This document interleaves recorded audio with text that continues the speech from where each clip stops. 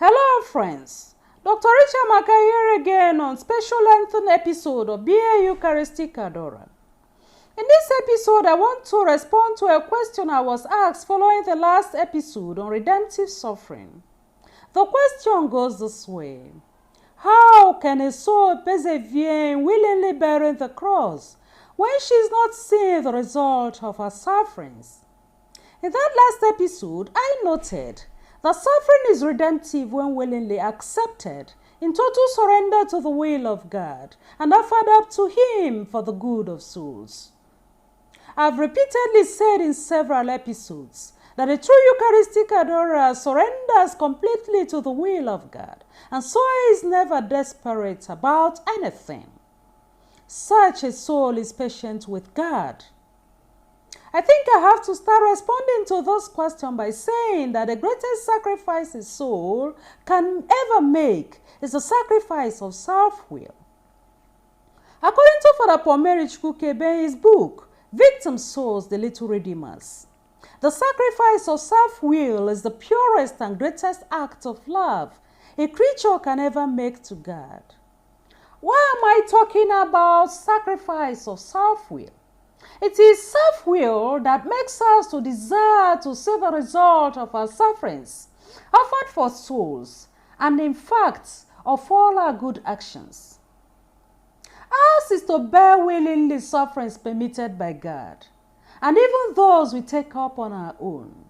The merits that accrue from them and all our good actions are stored up as treasures for us in heaven, whereas the graces are for God to decide where, to whom, how, and when to apply them.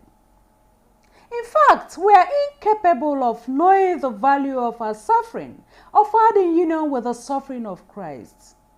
And this our Lord told the Benedictine priest monk, as recorded in Insigne Jesu: "You cannot see from where you are in this life now the power and value of sufferings united to my own."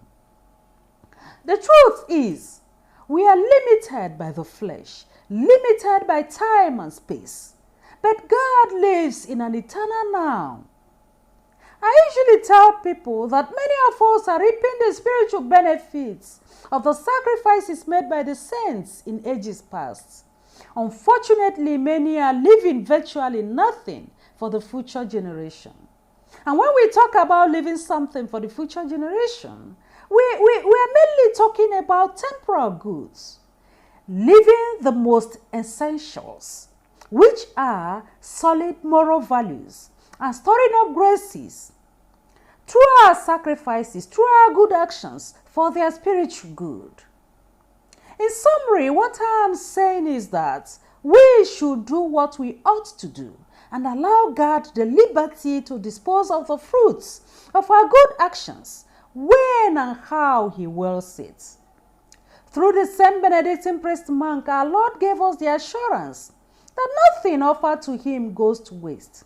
He said, "Anything given to me, anything placed in my priestly hands, I lift up and offer to the Father, covered with my precious blood." It is this that makes your sufferings, even the smallest ones, precious to me and precious in the sight of my Father. So you see, it is the supreme sacrifice made by Christ Himself that gives value to our little sacrifices, without which we will suffer, but in vain. Always remember that it is love that gives value to all our actions, and that suffering is the fuel of love's holocaust, as Christ told the Benedictine priest monk in Insigne Jesu. So, be a true Eucharistic adorer that is totally surrendered to the will of God.